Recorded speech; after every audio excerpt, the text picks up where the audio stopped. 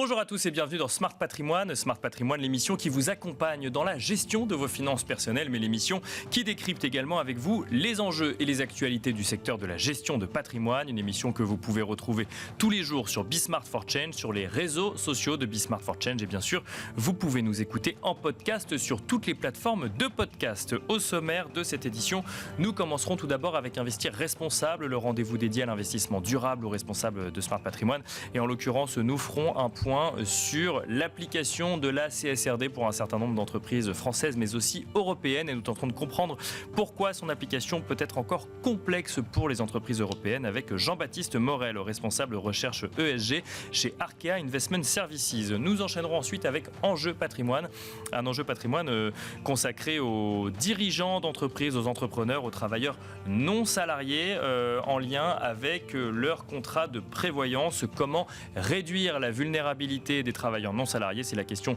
qui nous animera avec Pierre-François, directeur général de Swiss Life Prévoyance et Santé, mais aussi avec Sonia Elmlinger, directrice générale de Lilycare. Et puis enfin, dans la dernière partie de l'émission, dans l'œil de l'expert, nous nous demanderons comment réduire les émissions de CO2 de ses finances avec Fabien Aknin, gérant de Sens et Patrimoine. On se retrouve tout de suite sur le plateau Smart Patrimoine.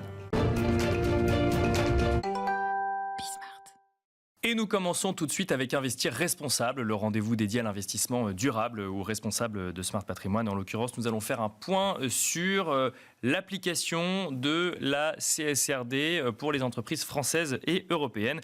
Et ce point, nous le faisons avec Jean-Baptiste Morel. Bonjour Jean-Baptiste Morel. Bonjour Nicolas. Bienvenue sur le plateau de Smart Patrimoine. Vous êtes responsable recherche ESG chez Arkea Investment Services. Et on va faire un point sur cette réglementation CSRD, puisque la réglementation a évolué. On l'a beaucoup commenté ensemble. Beaucoup d'entreprises parlent de CSRD. Certaines doivent s'y soumettre à présent. On va peut-être rappeler rapidement ce que c'est. C'est quand même communiquer sur son activité, communiquer sur l'impact de son activité année après année, Jean-Baptiste Morel. Exactement. C'est-à-dire qu'après, on a déjà parlé de SFDR pour les sociétés de gestion. Bien sûr. MIFDDA pour les distributeurs. Et on a un nouvel acronyme un peu barbare qui est CSRD. CSRD, c'est effectivement la directive européenne qui va fixer les normes de reporting pour les entreprises sur leurs enjeux de durabilité. Et c'est une directive qui a été prise en 2023, transposée en France fin 2023. Et dès janvier prochain, on va devoir reporter sur l'année 2024 pour les entreprises françaises, les entreprises qui font plus de 500 salariés ou 50 millions de résultats. C'est le fameux trou dans la raquette, ce qui manquait quelque part, c'est-à-dire qu'en fait, les sociétés d'investissement avaient besoin de la donnée pour ensuite pouvoir définir quelle était finalement la typologie de fonds qui créait. Il y avait effectivement les distributeurs. Et là, maintenant, on va enfin avoir cette donnée qui remonte des entreprises pour la première fois en janvier, pour nous dire, bah oui, effectivement, voilà concrètement ce qui se passe en termes de durabilité. Oui, tout à fait. C'est un petit peu la clé de voûte. En tant qu'investisseur, on a besoin de données des entreprises pour pouvoir gérer nos fonds, pour pouvoir décider de nos investissements. Avec CSRD, on va avoir des données qui vont être homogénéisées pour toutes les entreprises en Europe. CSRD, ça fixe des données qualitatives, quantitatives. Ça va fixer également des décisions des entreprises en termes de matérialité, c'est-à-dire qu'elles vont reporter sur les enjeux qu'elles considèrent comme étant matériels pour elles, aussi bien d'un point de vue financier qu'en termes d'impact. Et ne serait-ce que cette première étape, décider finalement ce qui est matériel ou non, pour nous c'est très intéressant pour comprendre dans quel état d'esprit est l'entreprise. Et puis c'est lorsqu'on fait de l'engagement typiquement avec ces entreprises, c'est un bon moyen pour commencer l'échange. Données homogénéisées, et pourtant toutes les entreprises ne vont pas publier la même chose, Jean-Baptiste Morel. Alors effectivement, les données sont homogénéisées. Néanmoins, il y a cette notion de matérialité. C'est-à-dire que on va prendre un autre barbarisme. Bien sûr. Dans CSRD, il y a ce qu'on appelle les ESRS, donc ce sont les normes, les standards de reporting. Il y en a 12. Les deux premiers, ils sont vraiment globaux sur le positionnement de l'entreprise, les méthodologies, comment est-ce qu'elles vont considérer qu'un enjeu est ou non matériel. Et à côté de parmi ces 12, donc 2 sont généraux, et les 10 suivants, vous en avez 5 sur les enjeux environnementaux, 4 sur le social et 1 sur la gouvernance. Et finalement, les entreprises, elles vont devoir expliquer pourquoi tel enjeu est matériel, et s'il est matériel, elles vont devoir reporter dessus. D'accord. Et cette décision, ces processus et ce rapport, il va ensuite être revu par les commissaires aux comptes. Ils sont tous obligatoires ? Seuls les 2 premiers sont obligatoires. D'accord. Les 10 autres ne le sont pas, ça dépend de la matérialité telle qu'elle est perçue par les entreprises. On rentre quand même dans une réglementation complexe au niveau des entreprises. Pourquoi est allé autant dans un tel niveau de granularité ? On vient de le dire, la donnée, c'est le nerf de la guerre. Ouais. Et on a besoin, nous, en tant qu'investisseurs, et puis également le grand public, de pouvoir comprendre ce que font les entreprises. Donc, on a besoin de données très granulaires. Alors, pour participer à la rédaction de certains rapports CSRD, c'est extrêmement granulaire. Il va falloir qu'on explique un ensemble de méthodologies, mais on en a besoin. Il y a aussi, d'une certaine manière, une notion de ruissellement. C'est-à-dire que les entreprises les plus grandes vont commencer à reporter sur ces enjeux-là. 1 an plus tard, on aura des entreprises de taille encore un petit peu plus petite qui vont également devoir reporter. Et finalement, je dirais, c'est une sorte de cercle vertueux où chacun va devoir reporter, expliquer pourquoi il considère que les enjeux sont matériels. Et nous, les investisseurs, on va pouvoir aller les challenger sur ces enjeux-là. Alors, cercle vertueux, oui. Si tant est que la directive européenne soit appliquée dans l'intégralité des pays de l'Union européenne, et ce n'est pas le cas aujourd'hui. Alors effectivement, les États avaient jusqu'à juillet dernier pour transposer en droit national cette directive. Or, on a 17 pays au sein de l'Union européenne, et pas les plus petits, on parle de l'Allemagne, des Pays-Bas ou de l'Espagne, qui n'ont pas encore transposé cette directive. Donc la Commission européenne a ouvert une enquête justement liée à cette non-transposition. C'est très récent, ça date de fin septembre, bien sûr, pour demander aux pays de transposer très rapidement cette directive. Après, effectivement, tant que cette directive n'est pas transposée dans les pays, nous, on n'aura pas ces données, en tant qu'investisseurs, nous n'aurons pas ces données à disposition. Et donc, dans nos décisions d'investissement, malheureusement, ce ne sera pas aussi précis qu'avec cette donnée, de CSRD. Et plus globalement, ce qui est important avec cette réglementation, c'est que ça va véritablement transformer finalement la vision qu'on a des données. C'est-à-dire qu'aujourd'hui, en tant que société de gestion, nous sommes responsables de la donnée qu'on va prendre en compte. Bien sûr. Donc nos régulateurs nous demandent d'expliquer pourquoi on prend telle ou telle donnée, comment est-ce qu'on va discuter avec nos fournisseurs de données, etc. Demain, la donnée, elle sera fournie par les émetteurs, par les entreprises, contrôlée par les commissaires aux comptes, et finalement, d'une certaine manière, la responsabilité, la charge de la preuve de la qualité de la donnée, elle sera pour les entreprises. Et à nous ensuite, finalement, de les interpréter et de les intégrer dans nos processus d'investissement. On peut se poser la question de manière plus large. Alors peut-être que j'extrapole un petit peu trop, mais on voit que dans le cadre de cette campagne électorale aux États-Unis, mais peut-être même avant cela, l'ESG a peut-être un petit peu moins le vent en poupe, en tout cas dans les déclarations médiatiques et politiques. Vous nous direz peut-être que les faits sont différents, mais en tout cas, c'est ce qu'on peut constater. On voit que cette directive CSRD, dont on attend beaucoup en matière d'investissement durable, finalement, n'est pas transposée encore dans 17 pays européens qui prennent leur temps avant de la transposer. Est-ce que ça veut dire qu'on constate un petit coup d'arrêt sur l'ESG en Europe et aux États-Unis, ou est-ce qu'il n'y a pas de lien à faire à ce stade ? Alors, je ne sais pas si on peut parler de coup d'arrêt. En revanche, effectivement, il y a peut-être un effet de mode qui est un petit peu passé. Ce qu'il faut retenir tout de même, c'est d'une part que la Commission a été renouvelée au sein de l'Union européenne. Donc Ursula von der Leyen a été réélue, donc ça ne remet pas en cause d'une certaine manière. Il y a une stabilité politique sur le sujet en Europe. Aux États-Unis, l'enjeu est peut-être un petit peu différent. Je pense que c'est en partie politique. Il y a effectivement des questions de positionnement politique sur ce que doivent faire les entreprises. C'est un petit peu philosophique également. Traditionnellement, dans les entreprises américaines, on a l'impression que tout ce qui concerne la RSE, c'est un peu de la philanthropie parfois, et le reste de l'activité, c'est business as usual. Là où, dans l'Union européenne, on a véritablement cet enjeu de double matérialité, et on considère que ces enjeux de développement durable, ce sont des enjeux qui sont matériels pour la performance financière des entreprises. Il y a le salon de l'auto actuellement, on voit que la voiture électrique, ce n'est pas un sujet, même si les ventes ont diminué, etc. Si une entreprise, un constructeur automobile décide de ne plus faire de véhicules verts... C'est vu comme une évolution naturelle. C'est vu comme une évolution naturelle. Et donc, c'est très important pour nous, encore une fois, en tant qu'investisseurs, de comprendre comment ces entreprises, elles vont pouvoir prendre en compte ces sujets-là dans leur stratégie pour s'assurer qu'elles seront pérennes, finalement, dans le futur. Est-ce que les organismes d'investissement vont quand même pouvoir travailler sur la base de CSRD, même si les données seront incomplètes au niveau européen ? Oui, tout à fait. Alors heureusement, j'ai envie de le dire, on travaille avec des fournisseurs de données depuis des années, avant la création de CSRD. D'ailleurs, CSRD remplace NFRD, qui était une réglementation qui n'était pas forcément assez précise. Donc on a l'habitude de travailler avec des fournisseurs de données, d'extrapoler un petit peu certaines données pour pouvoir en tirer finalement des conclusions. Donc oui, on va pouvoir continuer à investir, bien heureusement. Après, je pense que tout le monde sera beaucoup plus rassuré le jour où l'ensemble des données de CSRD seront finalement disponibles et qu'on pourra les utiliser de manière claire et précise. Merci beaucoup Jean-Baptiste Morel de nous avoir accompagnés dans Smart Patrimoine. Je rappelle que vous êtes responsable recherche ESG chez Arkea Investment Services. Et quant à nous, on se retrouve tout de suite dans Enjeu Patrimoine.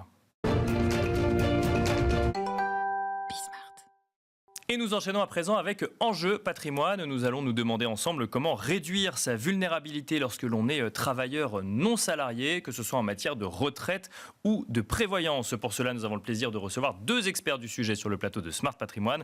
Nous avons le plaisir d'accueillir tout d'abord Pierre-François. Bonjour Pierre-François. Bonjour. Vous êtes directeur général de Swiss Life Prévoyance et Santé. Et à vos côtés, nous avons le plaisir de recevoir Sonia Elmlinger. Bonjour Sonia Elmlinger. Bonjour Nicolas. Vous êtes directrice générale de Lilicare. Alors, si nous vous recevons ensemble, c'est parce que vous avez... Lilicare et Swiss Life Prévoyance et Santé ont travaillé conjointement à créer un premier indice, le premier indice de vulnérabilité qui vient étudier, regarder comment se sentent les travailleurs non salariés. Donc on parle de dirigeants d'entreprise généralement, mais aussi de ce qu'on peut appeler des freelances, des indépendants. Cette étude qui est venue leur demander un petit peu quel rapport ils avaient à la prévoyance et à la retraite, et surtout, est-ce qu'ils se sentaient vulnérables ou non vis-à-vis de ces sujets-là. Et on va commencer avec vous, Sonia Elmlinger. Les travailleurs non salariés se sentent-ils suffisamment protégés aujourd'hui ? La réponse est dans la question, mais effectivement, que nous dit l'étude ? Est-ce qu'il y a un constat d'être suffisamment protégés aujourd'hui ? Alors non, on le voit dans l'étude réalisée avec Swiss Life France justement et Lilicare.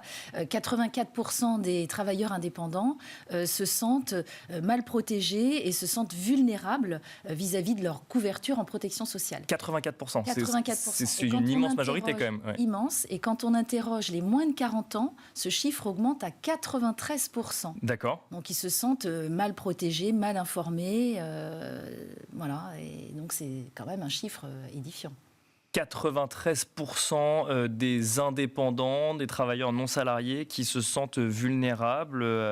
Pierre-François, ça veut dire quoi ? Ça veut dire que... Alors, ça veut dire déjà que je pense qu'il y a une méconnaissance très forte de la réalité objective vers laquelle ils risquent d'être confrontés en cas de difficulté. Et comme les cas les plus graves sont heureusement les cas rares, ils n'y sont pas confrontés si souvent que ça. D'accord. Et donc, cette vulnérabilité, elle est aussi liée à l'inconnu et à une très forte méconnaissance. D'autant plus que notre système est quand même globalement très complexe. Et donc, il n'attire pas forcément le quotidien d'une profession TNS et qui a généralement beaucoup d'enjeux. Bien sûr. Et donc, on voit bien l'énorme difficulté à comprendre comment ça se passe et à se dire, mince, s'il se passe quelque chose, qu'est-ce qui arrive ? Et de ne pas prendre le temps de regarder. Ça veut dire quoi s'il se passe quelque chose ? Parce qu'on parle beaucoup de retraite et de prévoyance. Ouais. Là, on est plus sur le volet prévoyance. Sur la prévoyance, on va dire, c'est plutôt le court ou moyen terme pendant la période d'activité, c'est-à-dire essentiellement un problème de maladie ou d'accident qui génère un arrêt de travail, voire une invalidité ou au pire un décès. Donc, c'est vraiment les risques de prévoyance classiques, on va dire. Sur la retraite, c'est OK, je bosse. On sait que la retraite des professions TNS, c'est quand même assez faible. Bien sûr. Qu'est-ce qui va se passer à la retraite ? Et généralement, je commence à m'y préparer ou à y penser un peu tard. Quoi. D'accord. Et donc, cette vulnérabilité, elle est très forte dans cette méconnaissance de l'existant et en même temps, cette connaissance que ça peut être grave. D'accord. Donc, on sait que ça peut être grave, mais on ne sait pas très bien ce qui va se passer si ça arrive. C'est un petit peu comme si vous n'étiez pas assuré pour votre habitation et que vous savez qu'il peut y avoir un incendie, mais s'il y a un incendie, qu'est-ce qui va se passer ? Et le paradoxe, c'est que tout le monde s'assure pour sa maison. Bien sûr. Pas forcément pour son moi-même. Voilà. Sonia Elmlinger, je reviens sur ce 93% des moins de 40 ans. Ça veut dire que quand on a moins de 40 ans, la retraite, on n'y pense pas. Et un accident grave de la vie, on n'y pense pas non plus. Ça concerne les 40 ans et plus, c'est ça ? Oui, effectivement. Enfin, en tout cas, c'est ce qu'on pense, mais j'imagine que ce n'est pas la réalité. Sur les indépendants, sur 4 millions d'indépendants en France, il y a quand même aujourd'hui 400 inscriptions par jour de freelance, d'auto-entrepreneurs à l'URSSAF en France. Donc, c'est en train de grandir. Et il y en a 1,5 million qui ne sont pas couverts. Donc, ça montre vraiment le peu d'informations sur la population jeune ou plus ancienne, alors que l'impact est très important. C'est-à-dire que s'ils ont une perte de revenus, ils vont mettre en péril leur famille, leur patrimoine éventuellement, puisqu'ils n'auront presque pas de C'est ce que j'allais dire. Le risque, c'est quoi ? Ça veut dire qu'on a un arrêt de travail prolongé dans une activité dans laquelle on est le seul ou la seule à travailler. On ne peut plus générer de revenus et on n'a pas de plan B, c'est ça ? ça. Et à plus long terme, si on n'a pas suffisamment préparé sa retraite, on peut se retrouver à avoir une retraite avec pas suffisamment de revenus, c'est ça? Tout à fait. Pour vous donner un exemple concret, un indépendant, par exemple, qui a la sécurité sociale des indépendants, qui a un revenu autour de 2500 € en moyenne, net, le premier mois de son arrêt de travail, entre la carence de 7 jours de la sécurité sociale des indépendants, il aura 945 € par mois. Donc là, c'est vraiment un faible revenu qui peut le mettre en danger et mettre en danger sa famille. Pierre-François, pourquoi est-ce que c'est aussi sous-évalué aujourd'hui? Parce qu'effectivement, c'est loin. Est-ce que aussi parce que ça coûte cher? Alors, c'est pas gratuit, effectivement. On pourra y revenir sur les enjeux. Mais en fait, le problème, c'est pas tant le prix. Parce que certes, les montants ne sont pas énormes, mais on parle pour une couverture prévoyance des niveaux de revenus qu'évoquait Sonia sur, allez, on va être sur une prime annuelle autour de 1 000 € pour avoir une couverture correcte. Donc certes, c'est pas zéro, mais c'est tout à fait. Donc c'est une centaine d'euros par mois à peu près. Une centaine d'euros par mois pour avoir une couverture qui sera très correcte en cas d'arrêt de travail, toujours pareil, invalidité. Donc l'équivalent d'une mutuelle quelque part. Oui, un petit peu. Et c'est ça, le point que vous évoquez, Nicolas, est intéressant parce qu'autant la mutuelle, tout le monde dit j'en ai une, il n'y a pas de souci, ou une complémentaire santé. Nous, on dit plutôt complémentaire, mais bien sûr, mutuelle parle à tous. Alors que les enjeux d'une complémentaire sont faibles en enjeux. On se fait rembourser une consultation, un médicament, à part quelques cas hospitaliers. Les enjeux sont pas si importants que ça, mais ça parle à tout le monde. Alors que la prévoyance parle à très peu, alors que les enjeux peuvent être énormes. L'exemple qu'a évoqué Sonia est très fort. Hein. La part sécurité sociale en cas d'arrêt de travail ou d'invalidité d'un TNS, elle est très très basse. D'accord. Hein, on est de l'ordre de grandeur de 1 000 € par mois, voire moins, assez vite. Hein, dès qu'on passe les 3 mois et 6 mois, on est encore moins que ça. Et donc, s'il n'y a pas de patrimoine, ce qui est le cas comme beaucoup de TNS au début de leur activité, eh ben, la situation peut être dramatique. Et ce point, il est paradoxal parce que l'objectif numéro 1 des assureurs est certes de faire du business, mais aussi de faire leur boulot pour servir ces cas-là. Et on voit bien que les cas de personnes qu'on connaît parfois qui ont ces difficultés sans avoir ces couvertures, le regrettent amèrement ensuite. Et quand on leur dit « mais ça t'aurait coûté tant », quelque part, ils tombent de leur chaise en disant « ah bon, finalement c'était abordable ». C'est un manque d'information, oui, beaucoup, tout à fait. Sonia Hemlinger, justement, il ne se passe pas une semaine sans que dans la presse, effectivement, on constate ce que vous nous disiez, c'est qu'il y a de plus en plus de freelance, de plus en plus de gens qui se lancent à leur compte, effectivement, peut-être pour plus de flexibilité, peut-être pour aller chercher un peu plus de revenus dans certains cas ou autres. Comment bien s'équiper si on veut faire les choses bien, mais si on anticipe aussi que on va avoir quelques années avec des revenus un peu plus faibles avant potentiellement d'avoir des revenus plus élevés? Alors déjà, il y a 3 grandes familles, je dirais, sur la prévoyance. Donc le décès, l'invalidité, l'arrêt de travail. Donc la première chose, c'est de se poser les bonnes questions pour répondre à ses besoins réels.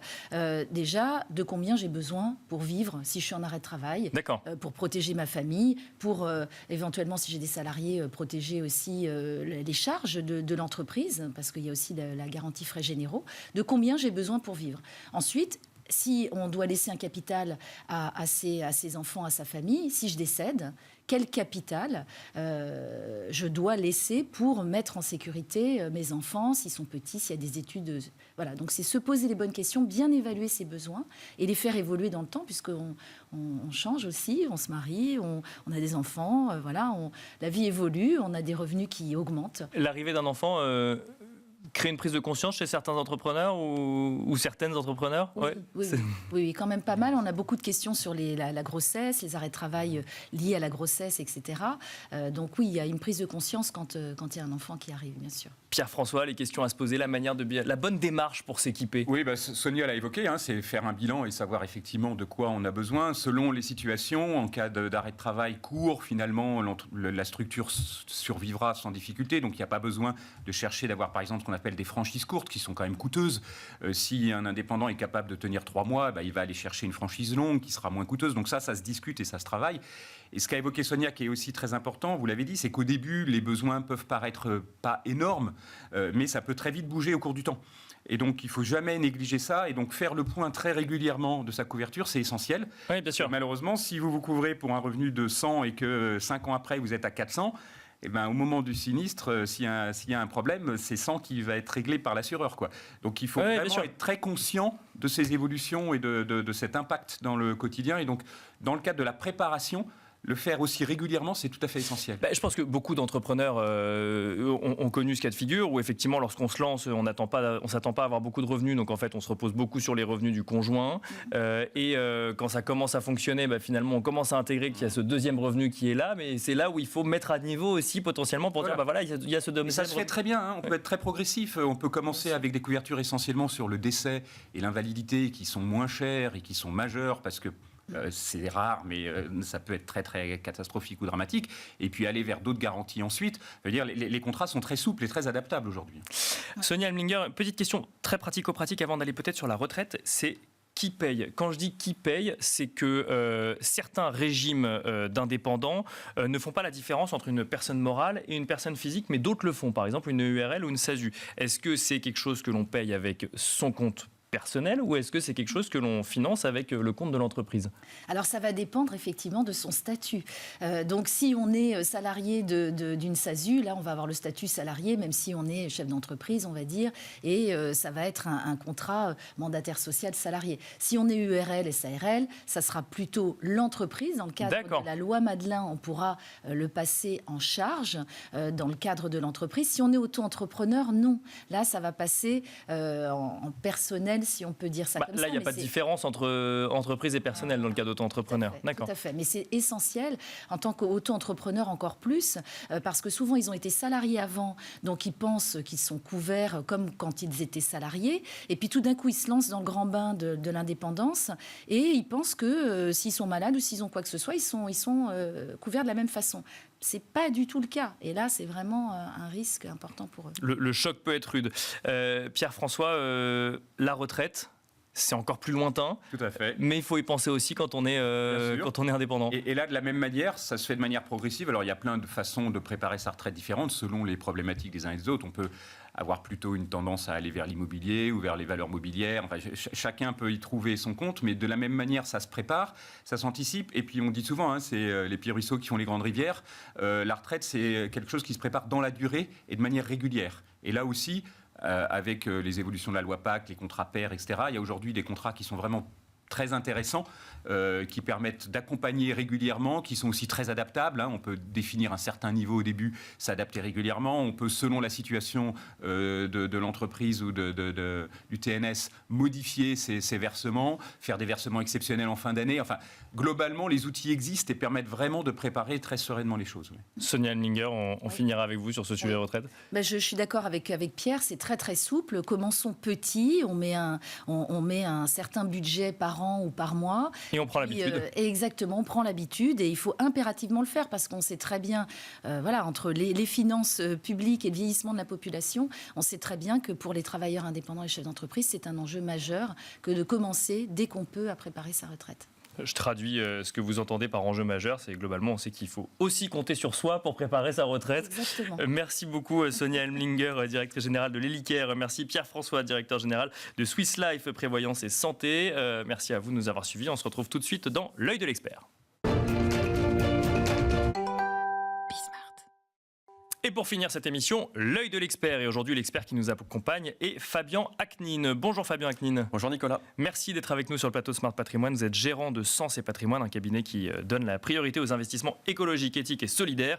Et justement, avec vous, on va se demander comment réduire les émissions de CO2 de ses finances, tout simplement. Oui, tout à fait. Alors tout d'abord, un petit mot en termes d'enjeux sur les émissions de CO2 liées à nos finances, donc que ce soit compte courant et toutes les solutions d'épargne qu'on peut avoir.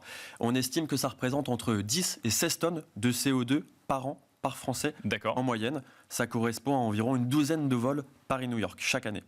C'est considérable. Est-ce qu'il y a des solutions pour réduire justement ce nombre de tonnes de CO2 par année ? Oui, il y en a plusieurs. Ouais. Il y en a plusieurs. La première, ça va être dans l'immobilier responsable. Alors l'immobilier, on le sait, c'est un secteur qui émet beaucoup de CO2 du fait du CO2 généré par la construction des biens immobiliers et par l'énergie nécessaire pour chauffer et climatiser l'été les bâtiments.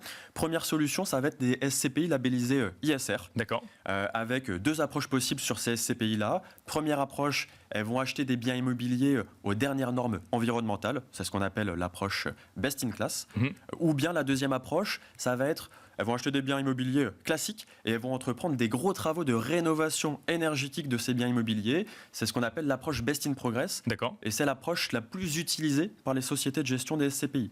Deuxième solution sur de l'immobilier responsable, ça va être d'investir dans un support qui est éligible sur certains contrats d'assurance vie et certains plans d'épargne retraite, qui va recycler des immeubles de bureaux Bien sûr, obsolètes ouais. en logement. Le fameux Et là, recyclage urbain. Ouais. Exactement, le recyclage urbain. Là, on a un triple avantage.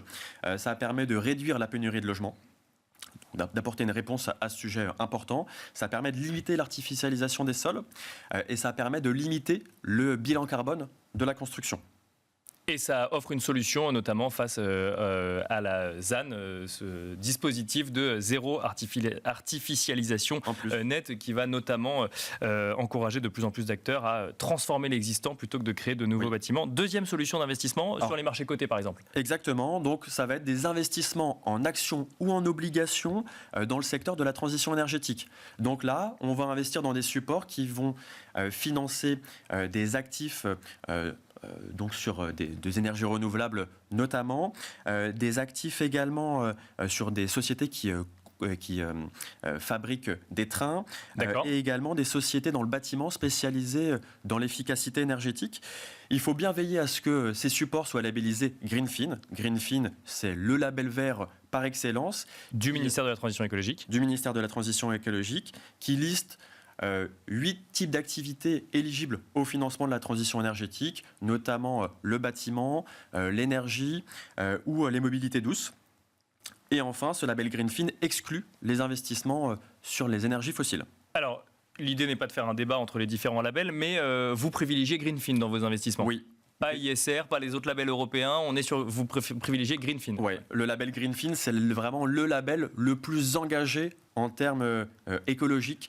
Le label ISR, c'est un label plutôt généraliste. Mais le label Greenfin, c'est vraiment le label de la transition énergétique. Oui. Troisième solution d'investissement, si on veut réduire les émissions de CO2 de ses finances, Fabien Aknin.